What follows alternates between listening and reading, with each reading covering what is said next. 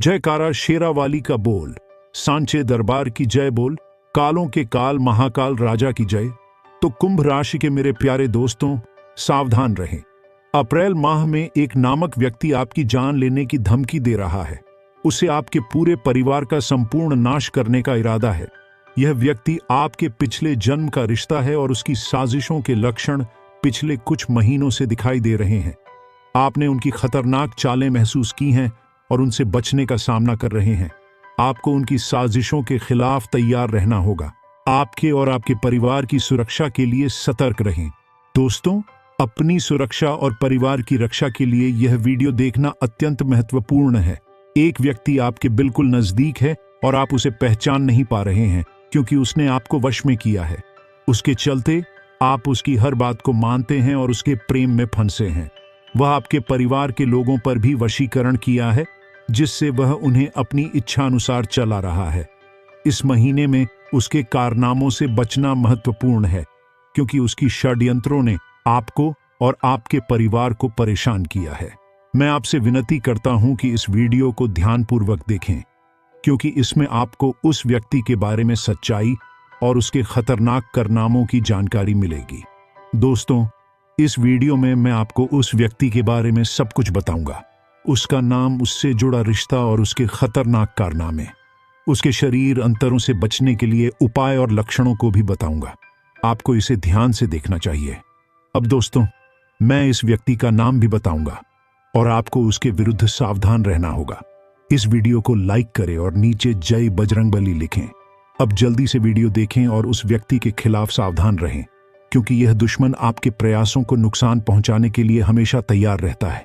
इस वीडियो के माध्यम से मैं आपको इस खतरनाक दुश्मन के बारे में और उसके कारनामों के बारे में सच्चाई बताऊंगा ताकि आप सावधान रहें।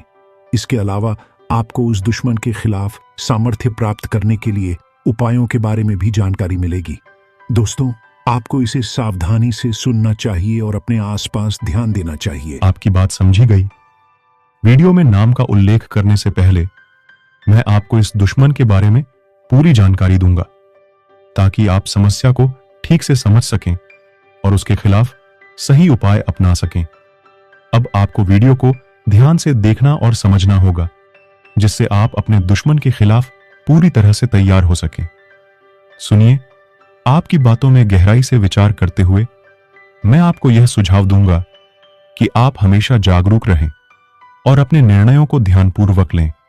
धन का महत्व तो है, लेकिन धन के प्रति अन्य लोगों की निगरानी में भरोसा रखना समय समय पर खतरनाक हो सकता है। आपको अपने परिवार और अपने जीवन के लिए समझदार और सतर्क रहने की आवश्यकता है। इससे पहले कि आप किसी पर भरोसा करें, आपको उनकी पृष्ठभूमि, चरित्र और उपयोगिता का विश्लेषण करना चाहिए। धन की अपेक्षा में विश्वास रखने से पहले आपको उनके नैतिकता और ईमानदारी की जांच करनी चाहिए। इस तरह के विचारों के साथ आप अपने और अपने परिवार के लिए सुरक्षित रह सकते हैं। रखने से पहले आपको ध्यान में रखना चाहिए कि कौन से लोग आपके अच्छे हैं और कौन आपके जीवन में अनुकूल नहीं है। आपको खुद को संरक्षित रखने के लिए सावधान रहना होगा और अपनी प्राथमिकताओं को समझना होगा। आपके साथी और परिवार का सहयोग बहुत महत्वपूर्ण है, लेकिन आपको उनकी विश्वासघात की संभावना रखनी चाहिए। इसलिए अपनी खुशियों और दुखों को अपने ही साथी और परिवार के साथ साझा करना बेहतर होता है और ऐसा करके आप अपने जीवन को सुरक्षित और स्थिर बना सकते हैं। सही कहा, खुशियों और दुखों को साझा करने में सावधानी बरतना बेहतर होता है और साथ ही दुश्मनों की पहचान करने में भी सतर्क रहना जरूरी है। ध्यान रखें कि आपके साथ सहयोग करने वाले लोग हमेशा आपके हित में हों और आपकी प्राथमिकताओं का समर्थन करें। इसके अलावा अपने जीवन में जो भी कुशलताएं और संदेह हों, उन्हें समय रहते समाधान करना बेहतर होता है कि आप अपने रिश्तों को समझें और सावधानी बरतें।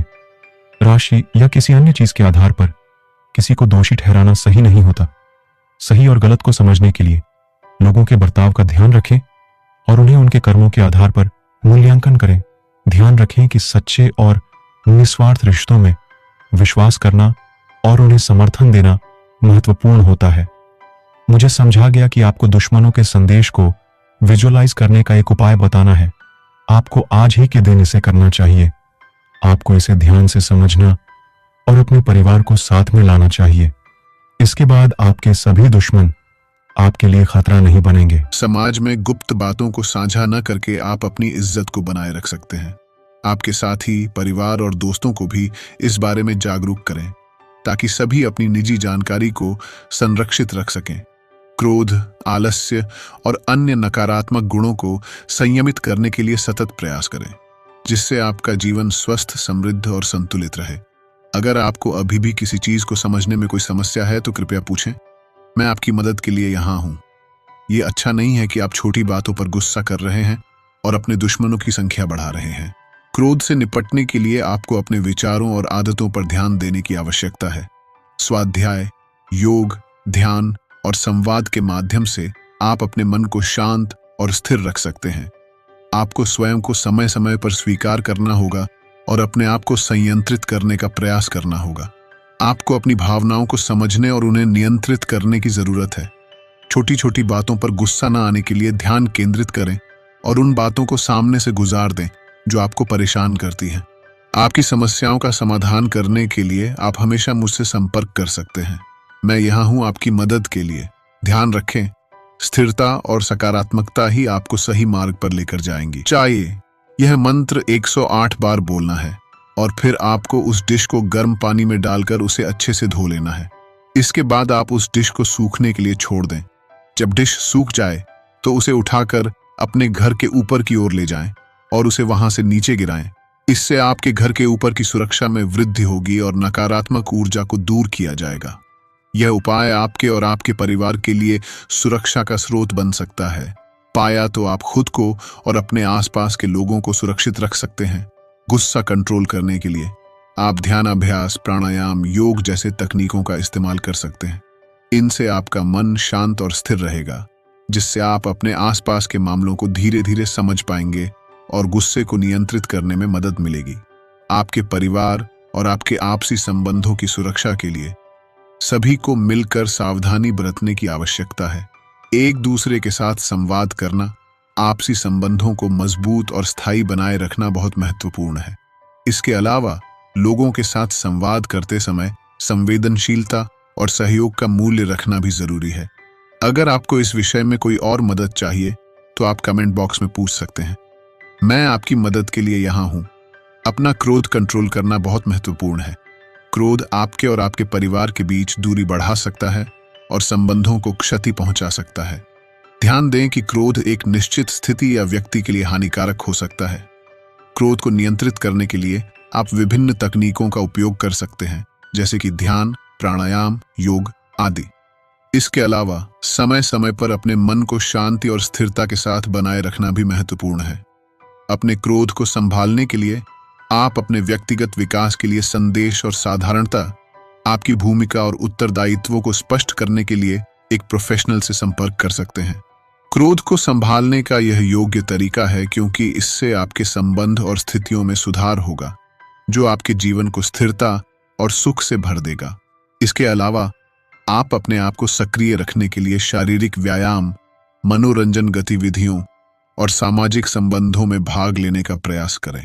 इससे आपका मन स्वस्थ और प्रसन्न रहेगा, जिससे क्रोध को नियंत्रित करना और समाधान करना आसान होगा।